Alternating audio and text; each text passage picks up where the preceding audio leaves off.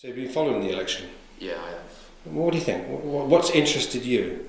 I don't know, I think it's a lot more, I don't know, like glamorous really. There's a lot more advertisements, loads more billboards, and there's loads more parties attacking each other rather than like showing and selling themselves really.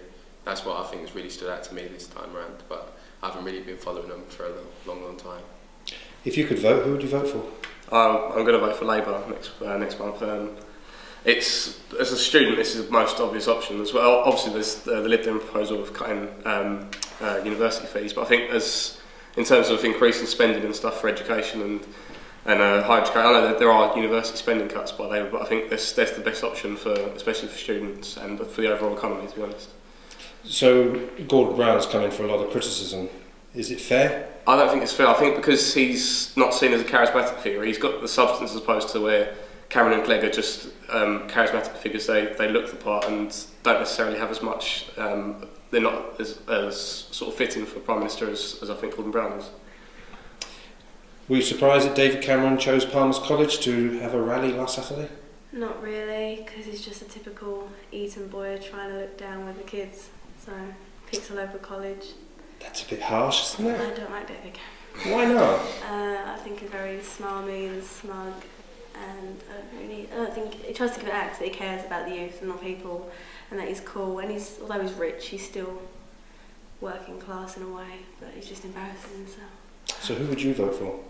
In this election, if I could vote, I'd vote Labour, but I am more of a Lib Dem supporter. But I think it's such a big... Personally, yeah, I would have liked to have talked to him about some of his policies, maybe understood them a bit more, but the way he came over here, all like cloak and dagger and everything, it's like tough to know what he's really about because he doesn't really try to connect with the youth as other leaders of other parties do. So who does connect with the youth? I think people like Nick Clegg, who targets some of his policy to affect some of us like younger people with some of the things like university like fee cuts and stuff like that. I think that affects us more, and so obviously we're going to pay more attention to his policies and to the success of his party.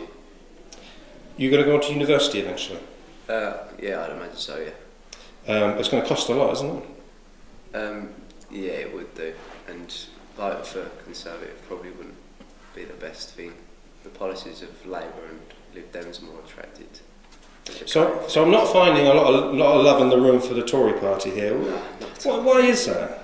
I don't know, I think it's just the general, because Essex is mostly seen as a working class area, so obviously the policies of Labour and Lib Dems are probably more attractive than the likes of the Conservative Party.